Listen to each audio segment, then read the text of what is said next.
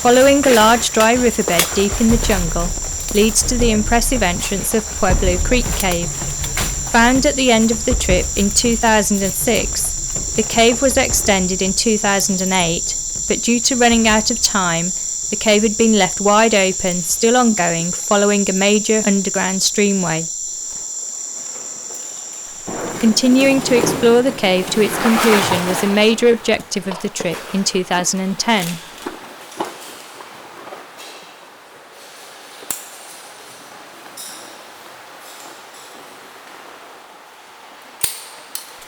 Entering the cave along the riverbed leads to a short pitch which drops down into a large chamber with an active streamway at the bottom.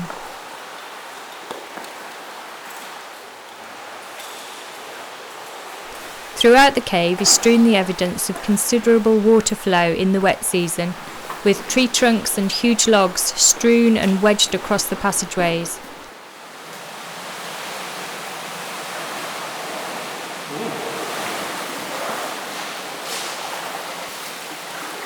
In 2006, exploration was stopped by a large unstable logjam of trees, but in 2008 the way through had been washed clear, and the cave was extended to a length of 3 kilometres before the team simply ran out of time. No, I've already got survey points all the way through, they're numbered, and I'm just going to take legs off them. Just get on with it. You take the clever end.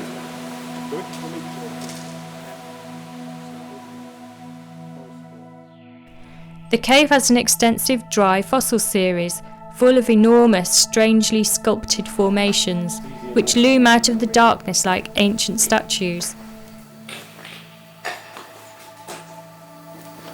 I've often seen stuff like this. The dry passages come as a very welcome break from swimming across log-infested lakes. So how wide have you got it down as? At the widest, I'm looking at 70 metres wide at the widest point, about 150 metres long.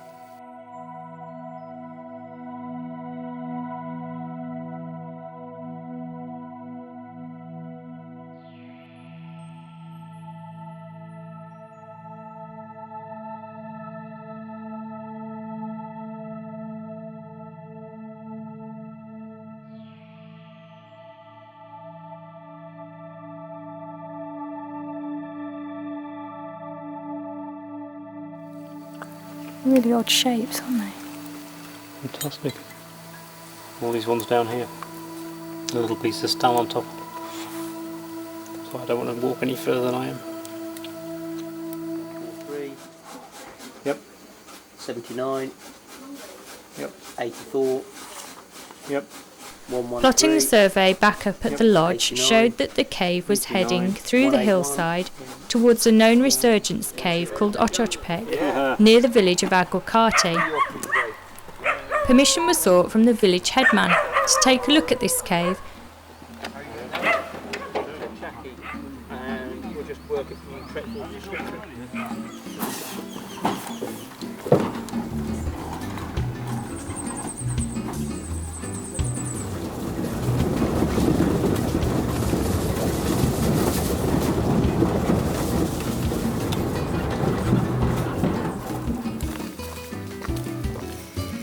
So 10 minutes along there, turn right. This is a big trail. Yeah, nice wide trail.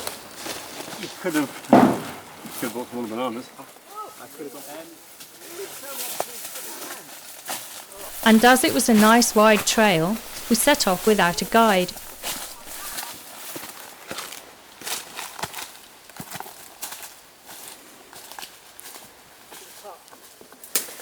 It's not easy the way you just come.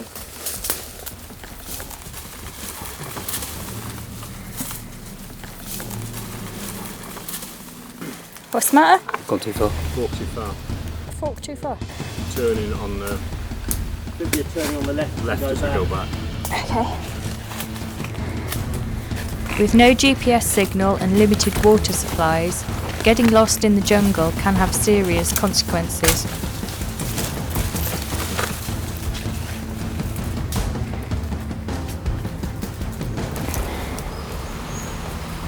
We did eventually find the way and followed another riverbed up to an impressive resurgence cave, following a stream of a similar size to that of Pueblo Creek.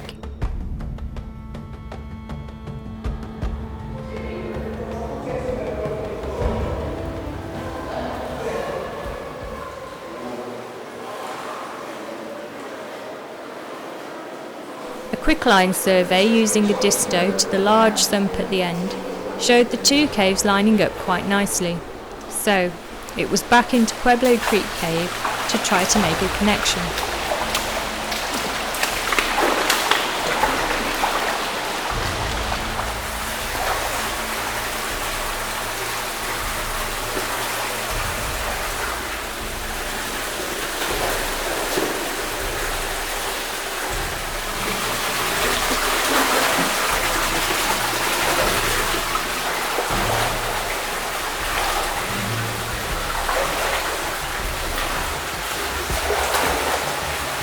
This is not the place to be in the wet season.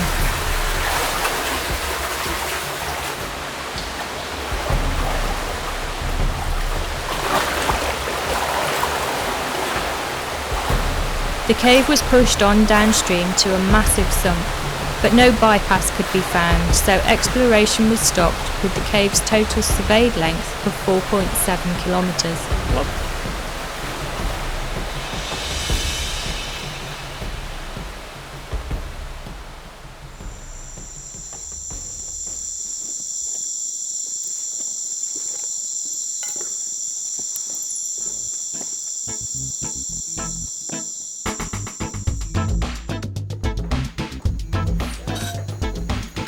Yeah, a little bit like it.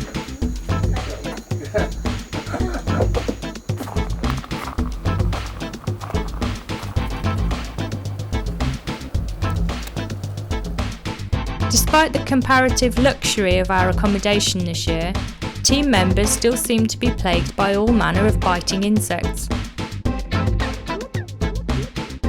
From tiny ticks to large spiders.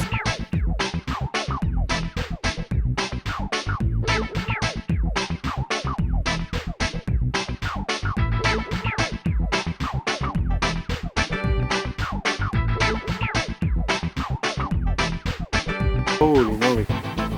I can count at least 1, 2, It looks like you've got measles. 13, 14, 15.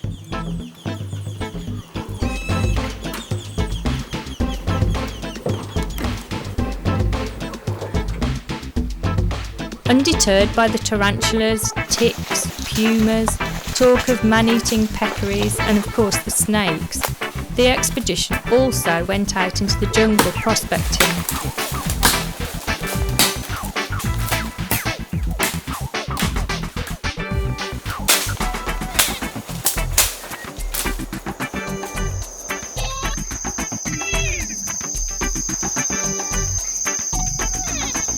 And in true expedition fashion, just when all the leads appeared to have dried up, another cave entrance was found which dropped into a whopping great river passage, right on the very last day.